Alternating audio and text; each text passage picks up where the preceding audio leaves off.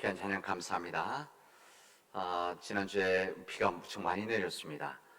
그래서 저희들이 장마 기간 동안 잘 이 기후 감당하게 해달라고 함께 기도하고 또 말씀을 드렸었는데, 이 자연의 힘은 우리 인간의 생각을 뛰어넘는 일들이 많죠. 그래서 많은 피해들이 있었는데 우리 교회도 물이 좀 넘쳤습니다. 그래서 우리 지하 기도실 좀 물이 들어와서 우리 청소년부 우리 친구들이 오늘 우리 함께 예배 드립니다. 우리 맥주 감사 주일이기 때문에 원래 드리기로 했었던 것도 하지만 아마 당분간은 우리 청소년부 친구들이 우리하고 예배 드리든지 아니면 시간대를 바꾸든지 그래서 예배 드릴 텐데 우리 청소년부 위해서도 기도해 주시기를 바랍니다. 오늘은 맥주 감사 주일입니다. 우리 1년의 첫 번째 7월 첫째 주에 맥주 감사 주일을 드리는데, 오늘은 후반기 첫 주일이기도 합니다. 우리 지난 6개월 동안 우리 장로님께서도 기도하시다 하셨듯이 우리에게 또 개인적으로 또 가정적으로 또 우리 교회적으로 사회적으로 많은 일들이 있었습니다. 힘든 일들도 있었고 기쁜 일들도 있었습니다. 그리고 낙심했던 일들도 있었고 감격적인 일들도 우리에게는 있었습니다. 우리에게 좋은 것을 얻기도 했었지만 안타깝게도 또 잃어버린 일들도 많이 있었습니다. 그럼에도 불구하고 이 모든 상황 속에서 지금의 우리가 되게 해주시고 지금 우리의 모습 이대로 하나님께 예배드릴 수 있다는 것이 하나님의 크신 은총입니다. 우리 옆에 분들하고 인사 한번 합시다. 그동안 수고하셨습니다. 네.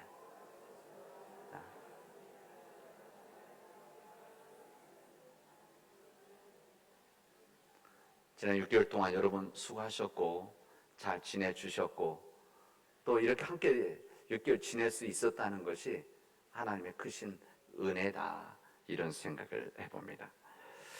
여러분, 이 맥주 감사 주일은 77절이다 우리 성경에 보면 이렇게 나와 있고, 또 이 부분을 우리는 77절 기본 정신을 맥주 감사 주일로 지내게 되어집니다. 맥주 감사 주일은 첫 소산, 그러니까 이 77절, 우리 신명기란 이 77절이라고 아는 것은 이 첫 소산에 대한 감사의 절기입니다. 그래서 그런 의미에서 우리에게 맥주 감사절은 우리 한국사, 우리 민족들에게는 우리 각기 민족마다 좀 다르지 않겠습니까? 지역마다 추수 기간이 다르고, 지금 우리는 여기 7월이면은 7월 날씨라고 한다면 남반구, 예를 들면 호주는 여기는 1월달 날씨죠. 우리 1월달 추운 날씨지 않겠습니까? 이렇게 되어 있기 때문에 각기 다른데, 그래도 우리 민족에게는 이 맥주 감사절은 보리와 밀을 추수하는 절기이기도 하고, 또 과일을 이제 첫 수확하는 절기가 바로 이 절기입니다. 그래서 이 모든 것을 감사드리게 되어집니다. 우리가 직접 농사 안 져도 우리 먹는 사람 아닙니까? 그래서 또 감사하는 거죠. 이뿐만 아니라 6개월 동안 하나님의 은혜와 사랑을 우리에게 베풀어 주셨던 여러 모양의 은혜와 사랑들을 이때 한번 우리들이 하나님 앞에 감사드리고 감사 고백도 하고 감사 찬양도 하고, 또 함께 이 더불어 삶을 살아왔던 내 사랑하는 가족들, 이웃들, 또 우리 교우들에게 감사의 마음을 전하는 절기이기도 합니다. 그런데 우리 성경 77절의 기본 정신에 이 모든 것을 베풀어 주신 것에 감사하는 이 모든 것들이 하나님부터 왔습니다라고 하는 이 기본 믿음의 정신이 담겨져 있을 뿐만 아니라, 우리 성경에 보면 이때 뭐라고 되어져 있는가 하면 이때에 고아와 과부와 나그네와 제사장과 레인들을 돌봐라, 이렇게 말씀이 되어져 있습니다. 이게 무슨 말인가 하면 그 당시 때 사회적으로 약한 사람들, 약자에 속했었던 그 당시에 어린 아이들, 고아들, 그리고 웬 전쟁들이 많았기 때문에 부모 없는 아이들도 많았던 것이죠. 그러다 보니까는 남자들이 전쟁나면 죽으니까 여성 혼자 사시는 분들도 많았고, 그리고 다른 지역에서 어려움이 있어서 이사 와서 사는 이방인들, 나그네들이 이 사람 항상 사회적으로 어려움이 있었던 사람들입니다. 그래서 이들을 이때 돌봐라, 추수한 것을 가지고. 그리고 뿐만 아니라 그다음 제사장 레인들은 땅을 배분받지 않았던 제사에만 제사를 위해서 땅을 주지 않았기 때문에 이들을 이때 도와라, 이런 것이 7.7절의 기본 정신입니다. 이 7.7절이라고 하는 것은 이스라엘 백성들이 출애굽을 하고 나서 애굽 땅에 의해서 나온 다음에 가나안 땅으로 인도해 주신 그 크신 하나님의 사랑, 하나님의 은혜에 감사하면서 이때 시작했던 이 어려움 속에서 이 척박한 땅에서 처음 하나님 앞에 열심히 일해서 얻은 것들을 주님 앞에 감사로 드리는 이 7.7절이 바로 우리 믿음의 우리 백주 감사의 정신이라고 할 수가 있습니다. 이 백주 감사절이 우리 모두에게는 하나님의 귀한 은혜가 임하는 그런 감사의 주일이 되어지고 절기가 되어지기를 바랍니다. 한 목사님의 글에 무진동 차량과 같은 믿음이다, 이런 글을 제가 읽었습니다. 이거 보고나 이게 무슨 말인가?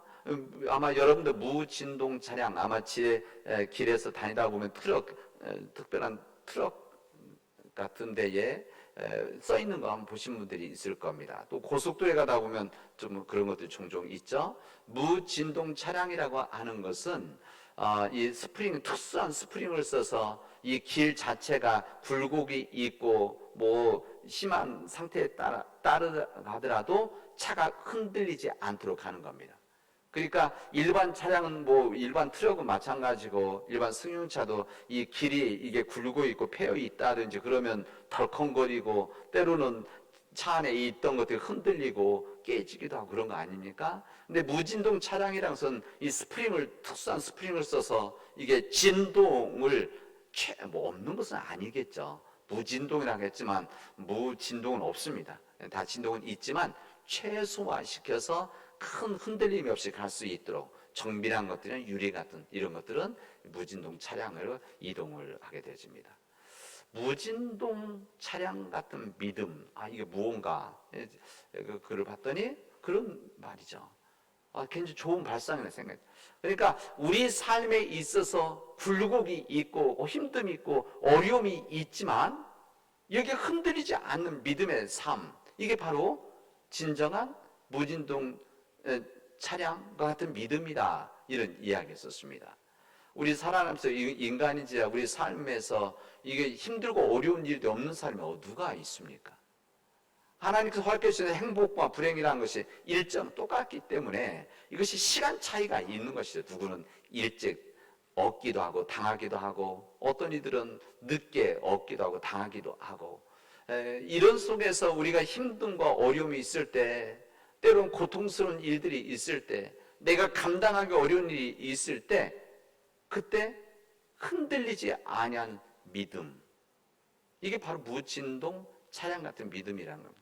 이 믿음이 약하면, 온전히 서지 못하면 어떤 작은 일에도 흔들리고 어떤 작은 힘든 일에도 뭐 굴곡이 심해서 뭐 감정적으로 흔들리고 사람들과의 마음 상처받고 주기도 하고 이런 것이죠. 그러나 깊은 믿음, 성숙한 믿음이라고 하는 것은 어떤 일이 있을지라도 흔들리지 아니하는 그런 믿음이다, 그런 이야기입니다. 엊그제 우리 직원들은, 우리 목회자들은 매일 아침에 모여서 예배 드리고 우리 잠깐 회의 미팅을 합니다. 그때 이번에 우리 지하 기도실 물이 차는 바람에 우리 청소년부실 예배를 아마 당분간 못하고 하면 좀 공사를 좀 다시 해야 될 것 같은데, 이번 밑에서 스며들었습니다. 심한 거죠. 또 다른 이번 물. 그래서 제가 우리 정 목사님께 그런 이야기를 했었습니다. 이런 일이 있을 때 흔들리지 말아라. 우리 삶에서 이런 일들이 다 있는 것이지. 있는데 중요한 것은 이런 때 우리들이 어떻게 해나가느냐. 그래서 우리 목회실에서 목회자들 아니면 당에서 결정한 대로 하는 게 아니라 우리 교사들이, 학생들이 모여서, 여기 우리 친구들도 있는데 같이 모여서 이 어려움을 어떻게 극복해 나갈 거냐, 우리가 어떻게 예배 드리고 어떻게 모일 거냐, 우리 시간대를 바꾼다든지 다른 장소 쓴다든지 아니면 이 기간 동안 옆에 교회 가서 같이 살림교회 가서 같이 예배를 드린다든지 좀 이런, 아니면 또 다른 예배를 한번 생각해 보자, 이런 제가 생각과 제안을 했었습니다. 전혀 걱정하지 말아라 그랬습니다. 이게 바로 무진동 차량 같은 믿음, 그런 부분 아니겠습니까? 우리 성경에 보면 무진동 차량 같은 믿음을 가진 사람이 한 사람이 있었습니다. 그게 누군가 하면 욥입니다. 우리 오늘 해당된 본문의 말씀인데 오늘 거기는 읽진 않았지만 이 욥은 이 세상에서 살면서 무진동 차량 같은 믿음을 가지고 있었습니다. 그런 이 세상에 살면서 천국과 지옥을 경험했다 이렇게 보통 그렇게 표현을 하죠. 그런 자기가 가지고 있는 이 세상에서 비교할 수 없는 모든 것들을 누렸던 사람이기도 하고 소유하기도 했다가 또 일순간에 그 모든 것들을 잃어버린, 그래서 막판에는 이 지독한 피부병 때문에 크나큰 시련을 겪었던 사람이 바로 욥입니다. 그럼에도 불구하고 욥은 하나님을 탓하지 않았습니다. 욥기에 보면 주시니도 여호와시고 거두시니도 여호와시니 여호와 이름이 찬송을 받으실지어다 이렇게 고백을 합니다. 그래서 그에게 큰 엄청난 고통이 있었음에도 여기 흔들리지 않는다는 거예요. 왜? 주시니도 하나님이시라고 한다면 거두시는 이도 하나님이시기 때문에 우리가 믿음 안에 있다고 한다면 흔들리지 아니한 삶을 살아가는 것이다. 때로는 경제적으로, 때로는 건강에 있어서, 때로는 가족들 속에서, 내 진로에 있어서, 또 내 자녀들의 문제에 있어 속에서 이 때로는 힘듦과 어려움이 있지만 그러나 이 모든 것들을 주관하시는 이는 하나님이시기 때문에, 우리 그 하나님 믿기 때문에, 전능하신 하나님을 믿기 때문에 우리가 흔들리지 않는 삶을 살아갈 수 있는 것이다 이렇게 고백하는 겁니다. 이 욥의 인생을 두고 그의 아내가 저주를 하게 되어집니다. 어떻게 이런 일이 있을 수가 있느냐. 지금 우리말로 말하면 아니 교회 생활도 잘하고 믿음 좋은 당신에게 왜 이런 일이 있을 수가 있느냐. 우리 가정에 이런 일이 있을 수 있느냐. 그 아내까지도 저주했고 가장 친한 친구들이 욥을 정죄했었는데 그럼에도 불구하고 욥은 하나님에 대한 깊은 신뢰 속에서 희망을 포기하지 않았던 하나님의 사람이라는 것을 우리에게 알려주십니다. 이 욥은 이렇게 말합니다. 이 세상 살아나가면서 지혜가 필요한데 우리에게 닥친 여러 가지 인생의 문제들이 이건 나만의 주어진 문제가 아니지 않습니까? 이런 문제 속에서 하나님의 주신 지혜가 있는데 이 지혜라는 것은 어떤 것과도 세상 어떤 것과도 비교할 수 없는 정말 소중한 것이다. 이것은 믿음을 가진 자들이 깨닫는 것이다. 이 지혜라는 것은 오직 하나님 안에서만 찾을 수 있는 것이라는 것을 담대하게 고백을 하게 되어집니다. 그래서 끝내는 이 욥은 이런 인생의 과정 거치면서 하나님의 큰 복을 얻는 믿음의 삶으로 이제 끝나게 되어지죠. 이 욥의 이야기를 읽고 이 고백을 들으면 이것이 다른 사람들의 이야기가 아니라 우리들의 이야기다. 우리들의 삶이다. 이렇게 우리는 보게 되어집니다. 우리는 주변에 있는 우리 믿음의 교우들을 보면 얼굴들을 보면 아이고 저 집안에 무슨 문제가 있고 어떤 힘듦이 있겠냐고 생각하지만 여러분 그 안을 들여다보면 우리가 알지 못하는 깨닫지 못하는 그런 아픔과 고통 속에서 지내왔던 그 과정들 그리고 지금도 겪고 있는 이런 부분들이 있는 겁니다. 그리고 앞으로도 있을 수 있는 겁니다. 2023년도로 살아가는 우리 모두에게 우리 사회가 겪고 있는 여러 문제들이 있습니다. 우리 개인적으로, 가정적으로, 또 우리 교회적인 문제들이 왜 없겠습니까? 우리 사람들의 인간의 삶인데 이뿐만 아니라 우리 사회적으로 겪고 있는 힘든과 어려움도 있습니다. 당장 우리가 겪고 있는 한국의 경제적인 문제, 이거 지금 심각한 경제 문제 속에 있습니다. 예년에 거의 20년 동안 경험하지 못, 20, 30년 동안 경험하지 못했던 경제적인 어려움들이 지금 우리 주변, 우리 속에 있고 이것을 언론들이 이야기하지 않아서 그렇지 심각한 상황이 있고 아마 이런 경제적인 문제들이 우리 남원까지 오는 데는 거의 1년 이상 걸릴 수도 있습니다. 이뿐만 아니라 경제적인 부분뿐만이 아니라 우리의 국제적인 외교적인 이런 어려움들, 국제 간의 문제들도 지금 겪고 있지 않습니까? 이뿐만 아니라 평화의 문제, 우리 민족이 마음속에 담고 있고 이루어 나가야 될 이 평화의 문제는 우리 한국 사회 속에서 평화란 말과 평화 그리고 통일이라는 것이 메말라 가고 있다는 거 잘 얘기하지 않죠, 요즘은. 이런 상황 속에 있습니다. 이름뿐만이 아니라 이 기술의 이 함정 기술, 첨단의 기술로 인해서 인간의 관계들이 점점 약해지고 있는 그런 현실들, 이런 부분들이 우리 주변에 쌓여져 있습니다. 그런데 이런 시대의 문제들이 우리만 가지고 있었던 문제들이냐? 지금 2023년도에 아닙니다. 10년 전에도, 20년 전에도, 50년 전에도 이런 인간의 문제들이 가지고 있었습니다. 왜? 이 인간의 본성은 동일하기 때문에 그렇습니다. 50년뿐만이 아니라 500년 전에도, 1000년 전에도, 예수님 계셨던 2000년 전에도 이런 문제들이, 똑같은 문제들이 있었습니다. 그 대신 모양과 형태가 다른 것이죠. 모양 형태가 다를 뿐이지 다 가지고 있었던 인간의 문제들입니다. 우리가 구약 성경을 읽고 우리가 공감하고 또 공감하면서 은혜를 받는 이유는 3000년, 4000년 전에도 인간의 근본적인 문제들은 똑같기 때문에 우리들이 이 말씀을 통해서 은혜 받기도 하고 교훈을 받고 그런 겁니다. 그런 것이죠. 이런 속에서 사람들은 이 문제들, 인간이 가지고 있는 문제들 해결하기 위해서 많은 노력을 합니다. 그래서 사람들은 이런 삶의 문제들을 해결해 나가기 위해서, 또 인간이 가지고 있는 인간의 욕구와 같은 갈증들을 해결해 나가기 위해서 공부도 하고 책도 보고 또 사람들을 만나서 듣기도 하고 역사를 통해서 교훈을 들으려고 하는데, 이 모든 문제들을 다 해결할 수가 없습니다. 해결되지도 않죠.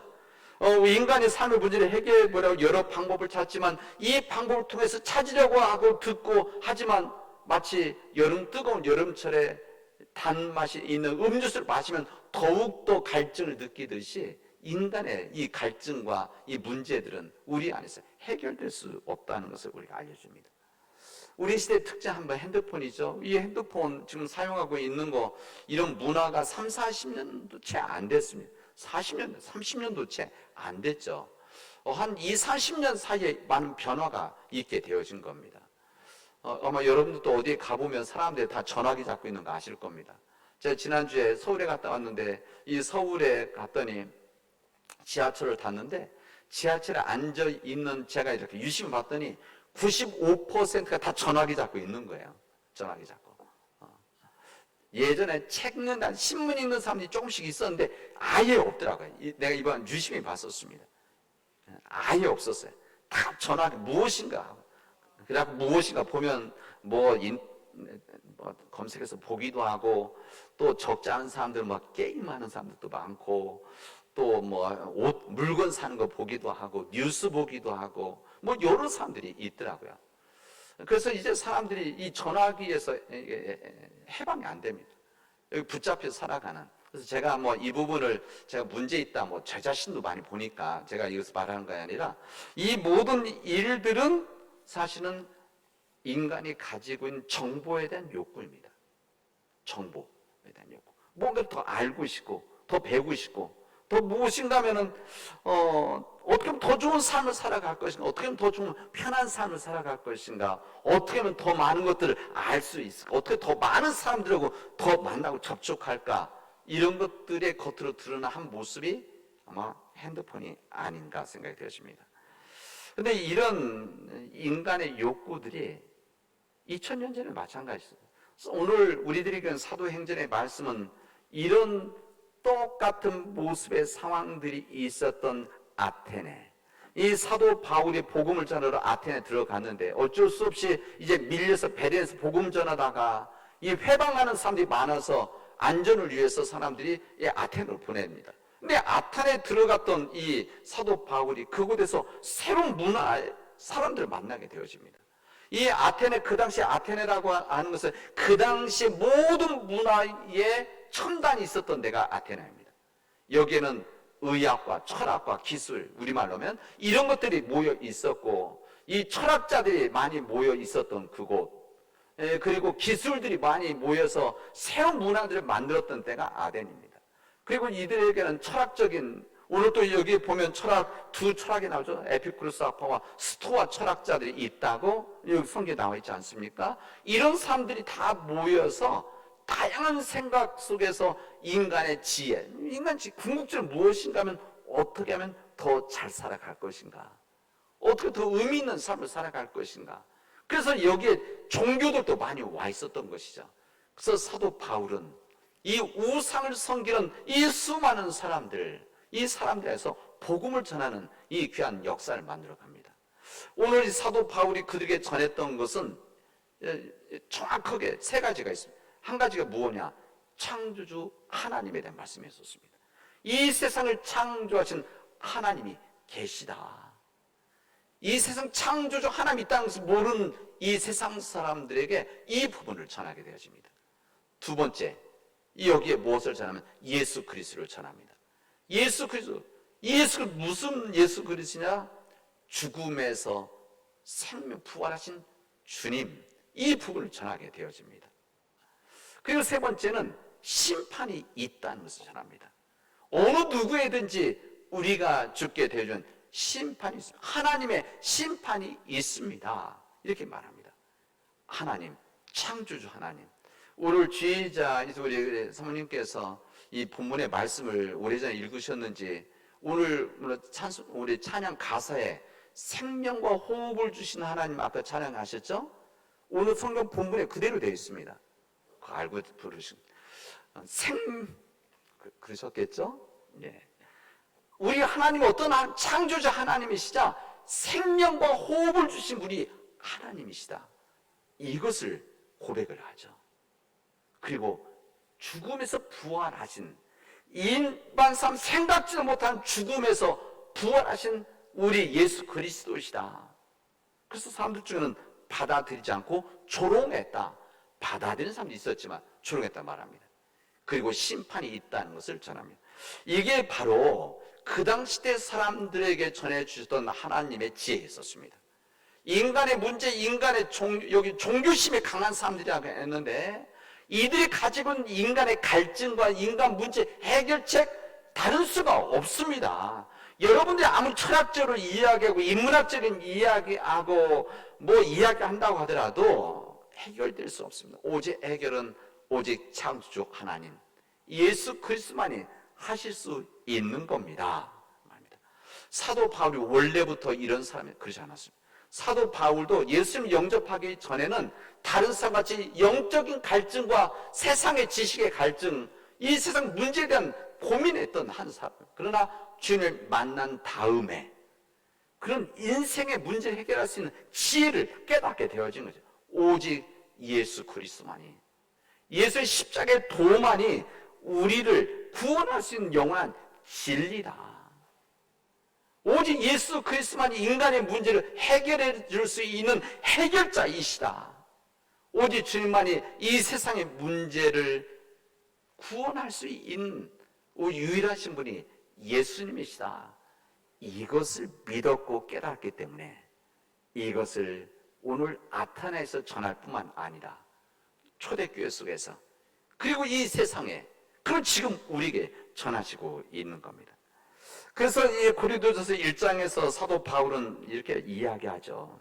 유대인들은 표적을 구하고 헬라인들은 지혜를 찾으나 우리는 십자가에 못 박히신 예수님을 전합니다. 오직 예수 그리스도는 부르심을 받은 우리들에게는 이 세상 하나님 예수 그리스도 이 이방인들은 미련한 것이라고 생각할지 모르지만 우리에게는 이것이 바로 하나님의 능력이고 하나님의 지혜입니다.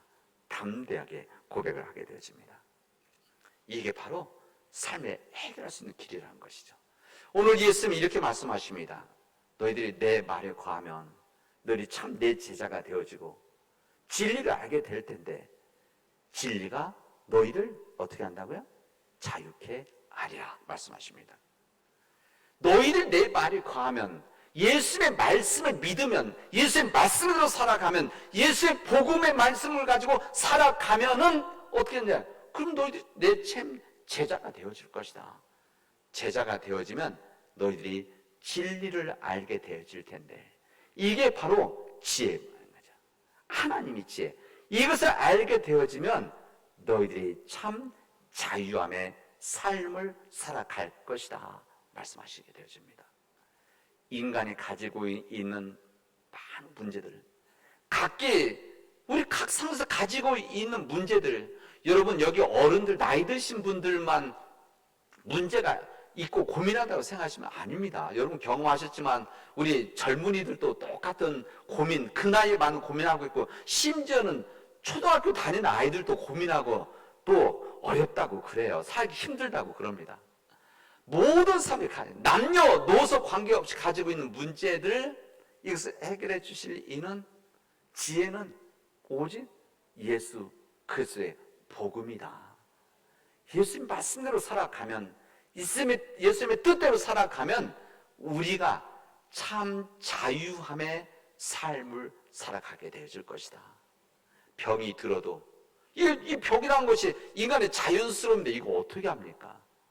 그러나 진리 안에 있게 되면 이 병 안에서도 우리가 자유함을 얻을 수 있는 것이고, 경제적인 문제 속에서도 자유함을 얻을 수 있는 것이고, 때로는 사람들 상처 주고 상처 받으면서 사는 관계 속에서도 자유함을 얻게 되어지는, 그리고 우리 시대가 지금 겪고 있는 평화 문제, 경제 문제, 기후 위기 문제, 이런 문제 속에서 해결할 수 있는 오직 유일한 지혜라고 하는 것은 오직 누구는 예수 그리스도의 말씀이다.